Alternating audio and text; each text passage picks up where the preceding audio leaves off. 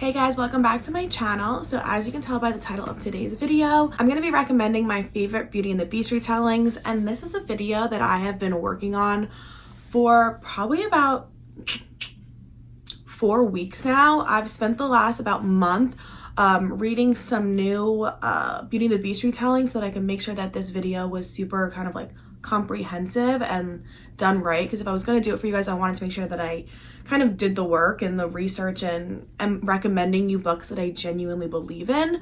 So while I've read a bunch of kind of Beauty and the Beast retellings over the past few years, and I had a bunch that I wanted to recommend, I did just want to make sure that I kind of went through and got the most obvious ones, if you will. I wanted to make sure that I went back and read just as many Beauty and the Beast retellings that I can find, just to make sure that my list of the ones that I was recommending you guys that I actually felt strongly about, and I wasn't just recommending them because I just, oh, that happens to be a Beauty and the Beast retelling, so I'll talk about it. Because sometimes I read Beauty and the Beast retellings and I don't like them, and that's actually happened a few times over the past few weeks as I've been reading them. I'll read one and I was like, first of all, I don't even know if I agree that this is a Beauty and the Beast retelling. Like, just because somebody gets kidnapped doesn't mean it's a Beauty and the Beast retelling. It just means somebody got kidnapped, right? And then on the other hand, though, you know, I've read a few books in the past month that I really like and definitely belong on this list. And so I'm glad that I read them and I can add them to this list to recommend to you guys. So I'm gonna try to keep this video pretty short because at the end of the day, these are all Beauty and the Beast retellings. So that kind of gives you an idea of what they would be about, you know. Let's just, you know, state the obvious here. A young girl who's probably very beautiful gets taken, kidnapped, stolen, and somehow ends up in the hands of this beastly man, let's just say. And, you know, the beastly man can kind of range anywhere from appearing beastly to acting beastly, you know, stuff like that, where he doesn't actually have to like physically be a beast. He can kind of just like be an asshole and like, that's the beast, right? And then throughout the book, something is going to happen where, you know, they realize, oh, they're not that bad, and they actually have stuff in common, and, you know, there's some type of curse somehow, and the girl, this innocent, beautiful girl that, you know, ended up with this beast, breaks his curse, and blah, blah, blah, right? That is a Beauty and the Beast retelling. If it didn't kind of have at least some type of those elements, it wouldn't really be a Beauty and the Beast retelling. So I'm not going to go too into detail with each of these books because that's kind of the premise of all of them, but I do just kind of want to go through them quickly, talk about them, let you know why I like them and why I recommend them, and then yeah, that's pretty much it. So before this video is a million years long, let's jump right in. Okay, so first and foremost, and not one person will be surprised by this, but I gotta start out, A Court of Thorns and Roses by Sarah J. Maas. I've talked about this like a million times and I will continue to talk about it because it is my favorite fantasy series, but yeah, this is a tried and true, or at least the first book of the series, A Court of Thorns and Roses, is a tried and true Beauty and the Beast retelling. It follows kind of all the steps. We have our main character, Feyre, and she is kidnapped by our beast and brought up to Prythian, which is the Fey land in this world, in this series. And Tamlin, who is our beast, he is cursed, and he is trying to figure out a way to break this curse. And, you know, lo and behold, obviously Feyre is the key. So I'm kind of giving it away a little bit there, but it's a Beauty and the Beast retelling. You already knew it was going to happen. But what I love about this series is, one, how you get the elements of the Beauty and the Beast story without it being so step for step, if that makes sense. Like, you can tell it's extremely inspired by Beauty and the Beast, and it does follow that story. But there are things in it that makes it unique and things that make it really interesting. And the whole, like, how Feyre is really kind of this strong, independent woman, and she has a lot of issues because her mother died young and her family was really poor, and she was kind of the caregiver. But it makes her really interesting that she can kind of hunt and do all of these things that, you know, a traditional 17-year-old wouldn't be able to do. So, you know, Feyre's a really interesting character.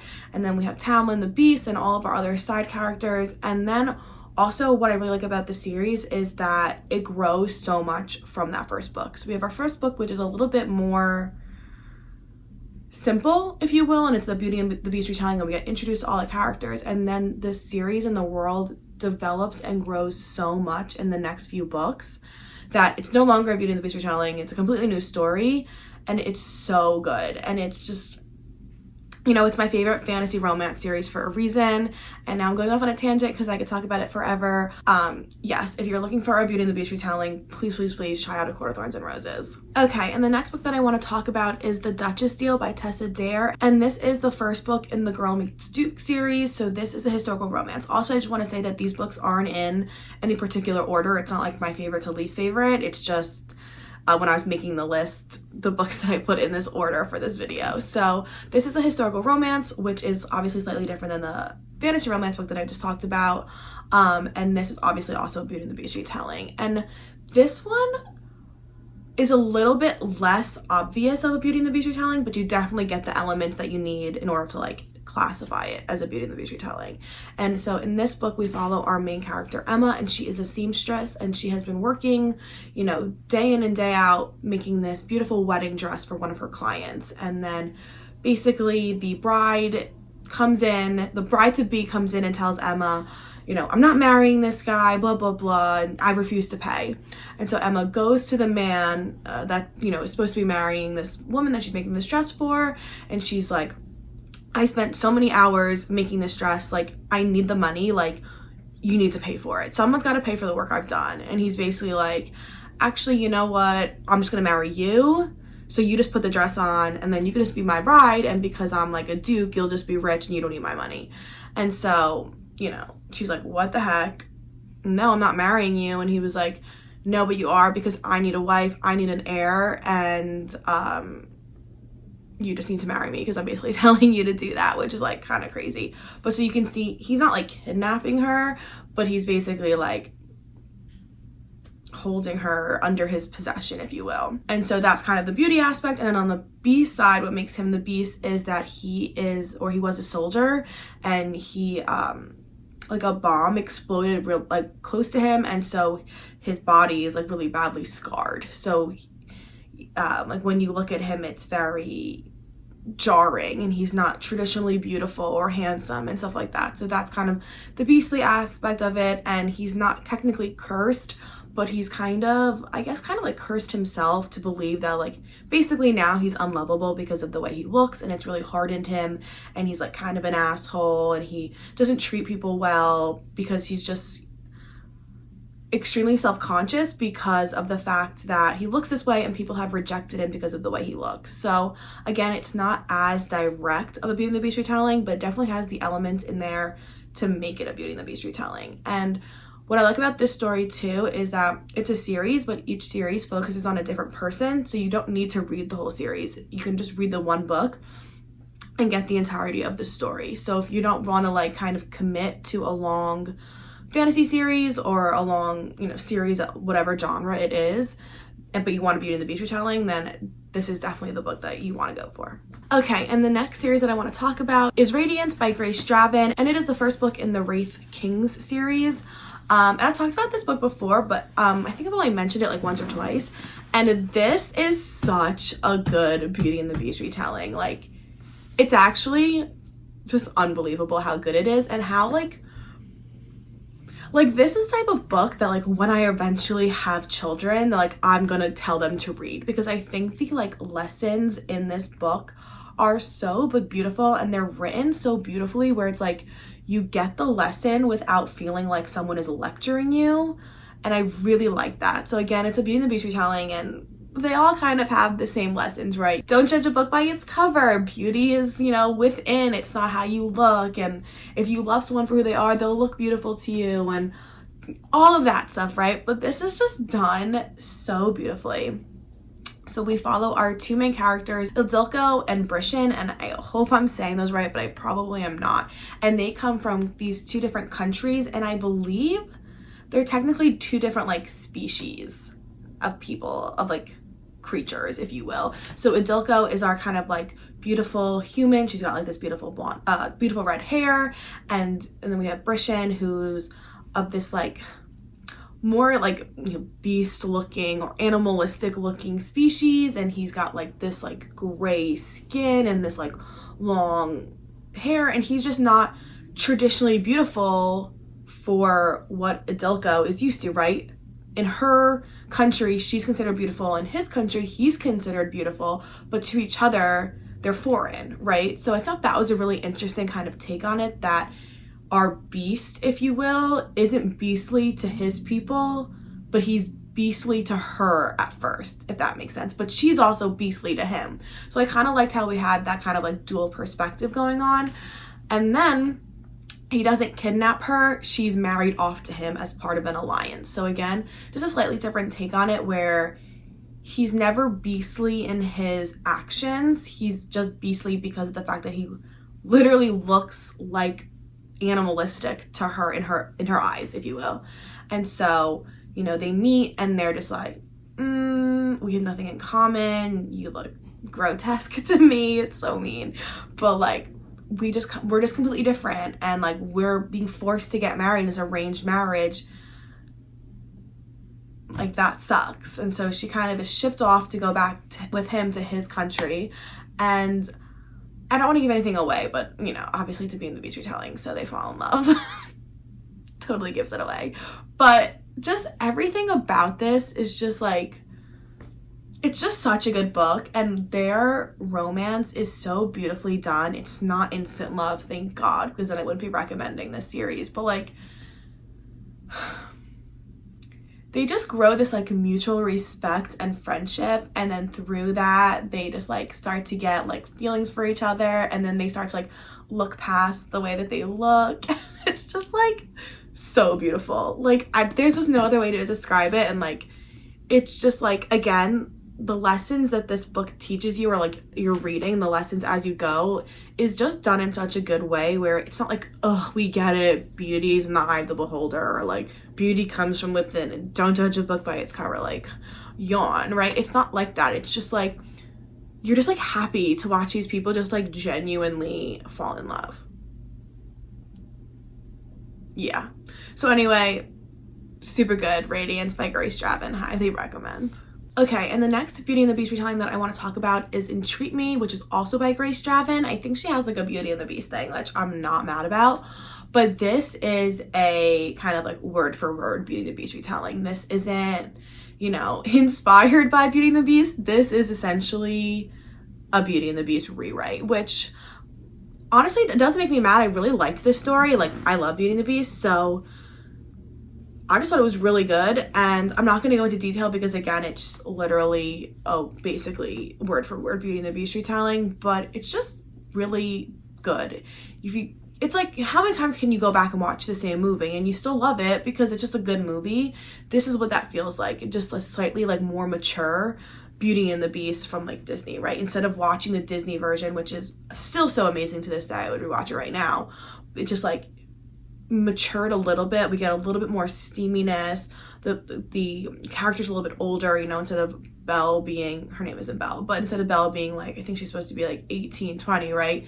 Now she's like 25, 27. So she's like a little bit more mature, and it's just like a matured version of Beauty and the Beast, but still very much Beauty and the Beast, if that makes sense. But anyway, I'm not going to go into detail about it because literally it is Beauty and the Beast, but it's just still really good. So I would definitely highly recommend Entreat Me by Grace Draven. Okay, and the next book that I want to talk about is The Rose and the Thorn by Katherine Macdonald. And this too is a kind of word for word Beauty and the Beast. I mean, this girl, she is human and she's in the human realm, and she is kind of on a walk one day essentially, and she sees this like beautiful forest, and she's like, what is that? She like walks through, and it's like the veil to the fairy world, and now all of a sudden she's in this realm and she doesn't know where she is, and this like beastly creature comes and brings her to his castle, and essentially she's like stuck in this fairy realm until like the world's gonna line back up and she can like go back through the whatever. So now she's in this fairy realm and she can't like leave, so I guess he doesn't technically kidnap her, but and he like literally looks animalistic, like he doesn't look like a human, so it's very much kind of Beauty and the Beast aspect in that way. He's not supposed to be human, he literally is like covered in fur. He like, the way that they described him, I pictured the Beast from the Beauty and the Beast movie, like the Disney movie. So anyway, I still thought this was really good. It's not my favorite on this list.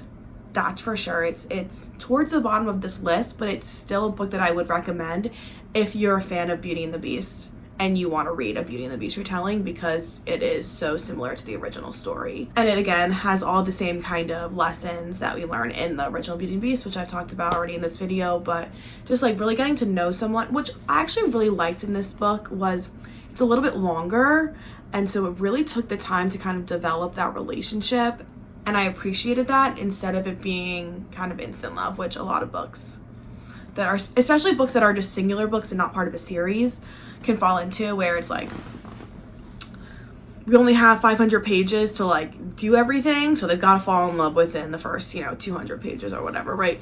So this book is definitely not instant love, which I really liked. And yeah, it's just like cute, it's just like nice. If you're kind of just in the mood for like a light, happy story that you know what's gonna happen but you're just gonna enjoy the ride, then I guess any of these books kind of work, because you know how they're gonna end because they're Beauty and the Beast retellings. But this book specifically, because I think because it's so similar to the original story, that you just kind of, you're just reading it and you're just like, it's nostalgic kind of, you know what I mean? Like I'm reading it and I'm like sitting there and I'm like like I don't know, you know what I mean though? It's just like you just like it, even though it's simple and you know what's going to happen. It's just enjoyable. Okay, and the next book that I want to talk about is A Curse So Dark and Lonely by Brigid Kemmerer. And this is the first book in the Curse Breakers series, I believe it's called. And this is kind of like a pretty well-known or like popular like fantasy romance series, but for some reason I just hadn't read it yet. And so when I was kind of like doing my research for this video, if you will, and I was going back and I was making sure to read a bunch of Beauty and the Beast retellings that I hadn't gotten to yet, and I picked this up and I was like, why haven't I read this book yet? Like it's so popular, like so many people talk about it, but just haven't gotten around to it. And so I read the first one and I thought it was great. I loved the first one. I have read the first 2 books of the series. I haven't read the third one yet. The second one I didn't love as much. That's not a Beauty and the Beast retelling, just this first one is. So it's kind of similar to A Court of Thorns and Roses in that way, where it's like the first one is Beauty and the Beast retelling, and then the later books in the series kind of go off on their own to do what they will, and the Beauty and the Beast retelling just kind of launches the story. And I thought this one was really good. It's actually very similar to A Court of Thorns and Roses, which like doesn't make me mad because I like that story. So, but they do kind of have their own spin on it, which I did appreciate. So we follow our main character Harper, and she is a human in the human realm. And then on the other hand, we have our beast main character Ren, who is like the prince of Emberfall or whatever it is. And he has been cursed by this like sorceress to basically relive the autumn of his 18th year over and over again until the curse is broken. And the curse is broken if he can get a woman to fall in love with him, blah, blah, blah, before the season is over. And the problem is though, is that at the end of every season, he turns into this like monster. And so that's a little bit different. Is at the beginning he is totally human, he's fine, he's he's good looking, he could be nice if he wants to be. And then as the season kind of goes on and he's there for like 2-3 months or whatever, he becomes this like evil monster. He transforms into it and he kills people. And so he's been kind of reliving his season over and over again, and now he's kind of to the point where like even when he's human at the beginning of the season, he is kind of beastly because he's turned kind of like sour from the experience, right? He's tried to break the curse 100 times and none of these women will fall in love with him, and he's mad and he's he's lonely. He only has one person. He's killed everybody else in the castle and he's given up hope. And so it's just, he's kind of become the beast even when he's not physically the beast, if that makes sense. And so at the beginning of the story, we find out that this is his last season, and if he can't get the girl to fall in love with him, he can't break the curse, he's gonna die, and that's just that. And so he sends his like lieutenant out, essentially the commander of his guard, to go over to the human realm, kidnap a girl, and come back. But when his guard Gray goes to capture a girl, we have Harper, our main character, right, sees this guy trying to kidnap a girl and intercedes, and she tries to save the girl, but in the process gets kidnapped herself, and now she finds herself in Emberfall and is like, what the hell is going on? Can someone please help me? and then it kind of goes from there. But the thing that I really liked about this book is the fact that Harper has cerebral palsy. It's the first fantasy series that I've read where a main character has a disability like cerebral palsy. And so I just thought that was a really interesting layer to add to our main character, and something that is really like interesting throughout the book is the fact that they kind of make comments about the fact that she has cerebral palsy. So she doesn't have it that bad. She can still, you know, talk and walk and function like pretty much anybody else. She just has a slight limp because her like left ankle, she just has issues with her left ankle, I believe. So she's pretty much like, it's pretty much undetectable that she has this, except that she kind of walks with a slight limp. And throughout the book, they refer to it and they're like, oh, your injury, you're like blah, blah, blah. And she's like, no, I'm fine. I don't have an injury. Like, I have a limp. It's fine. I'm fine. I can walk. And I just really like how, like, throughout the things, she's like, no, I'm not injured. No, I'm not a victim. I'm fine. Like, don't look down on me. I can do anything anybody else can do. And I just really liked that aspect. I thought that it made Harper more interesting. I thought that it made the book at large more interesting. And again, it's just like a slightly different element to what's, you know, so kind of repetitive of the Beauty and the Beast retelling aspects, right? So it's like, we already know pretty much what's going to happen because of the fact that it's a Beauty and the Beast retelling. So throwing in that element just makes the book a little bit more interesting, and you're just like, oh, I wasn't expecting that. Oh, also another thing that makes it really interesting is that at one point she gets like this really like intense scar down her cheek, and you know, traditionally that would make her less beautiful. And so, you know, you don't have just like Beauty and the Beast and she's just gorgeous, and it's like everyone just looks at her and sees her beauty and not who she is on the inside, and then everyone sees the Beast and just sees his ugliness and not who he is on the inside. Where it's like with her is like, she's not just the most beautiful girl ever and she's seeing the good in him. Like, they kind of see the good in each other, if you will. But yes, I just thought that was interesting and just a slightly different take on it.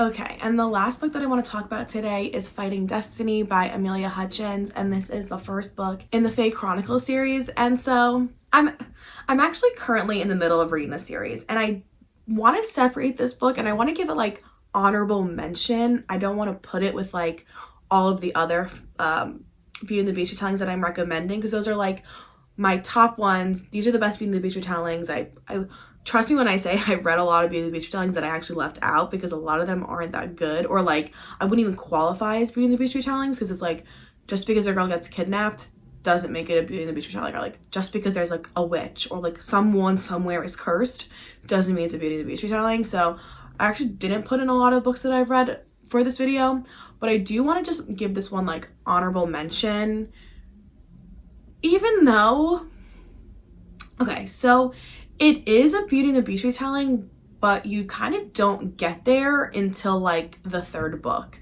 because the guy who's like our Beast is kind of just an asshole for the first two books, and you're like reading it and you're like, is this a Beauty and the Beast retelling, or is this guy just an asshole when he's not like our Beast character? But then like kind of when you get to the third one, you realize, oh, there's so much more to it, blah blah blah. And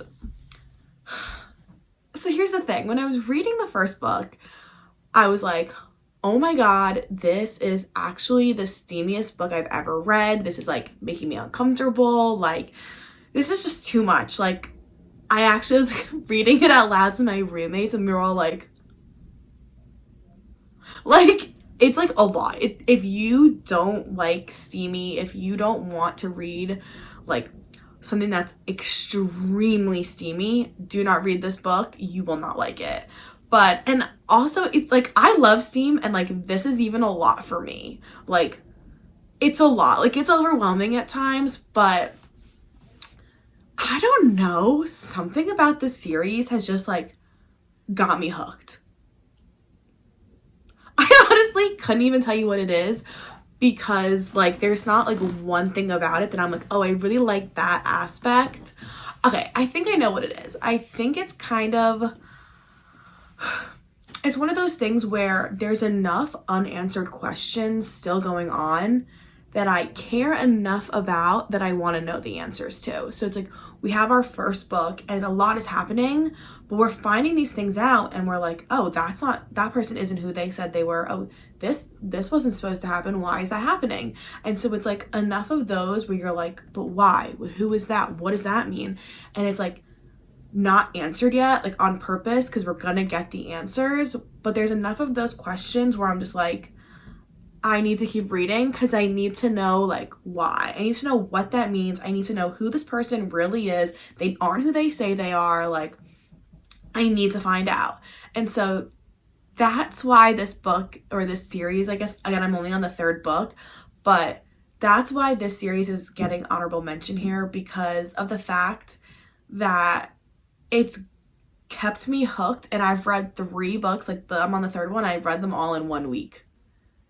So I literally am reading like one every other day, which is something about this book is keeping me interested. And so I just had to throw it in here. Take that like as you will. It's not good. Like, it's not objectively good, but it's kind of like one of those things where it's like a guilty pleasure, right? It's like, it's not good, but you just like it anyway. Like Gossip Girl, right? That's what I was explaining to my roommate. I was like, Gossip Girl isn't like objectively a good show. It's crazy. Like, it's absurd, the things that happen. But like, did I still watch it? Yeah. Did I rewatch it? Yeah. Am I gonna rewatch it again in a few years?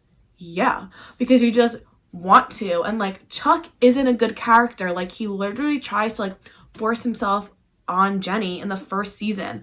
But by season 3, you're freaking rooting for him and you want good for him. And it's like, you know he's not a good person, but it's like, you just can't help it. You want him to succeed and you see he's trying, and it's like, that's insane. That's like how I feel about these books. Like, I know they're not good. I know the seam is just over the top too much. I know that this like story is just crazy. It's all over the place. But yet, I'm still reading it. So yeah, okay, that was like a pretty dramatic explanation of this book. I just really wanted to give you guys like my authentic reaction of like, I know I'm like getting the most excited about the book that I'm like recommending the least, but that's just because I want you to understand like it's not a series that I'm just like, this is really good, you should read it. It's more like, this is pretty bad, but I'm hooked to it because it's bad. I don't know. Anyway, yeah. What is it? The Fae Chronicles series by Amelia Hutchins. If you like the other books that I recommend, then maybe try it and it'll kind of get you the same way, and you know, or don't. And that's fine too, because it's not that good.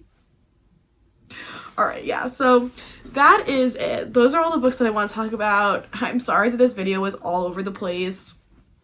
I love Beauty and the Beast retelling, so I definitely wanted to make this video. It's actually like one of the only videos that's ever been like requested on my channel, so I did definitely want to make it since somebody asked for it. So if you're a fan of Beauty and the Beast and you're looking for a good Beauty and the Beast retelling, I hope you got some good recommendations from this video. Please let me know if you end up picking up any of these books in the comment section down below, because I love to hear from you guys and I would love to hear if you thought they were as good as I thought they were. Please like this video. Please subscribe if you're not already, because it really supports my channel and I really appreciate it when you guys do. But yeah, that's pretty much it. So I will see you guys in the next one. Bye!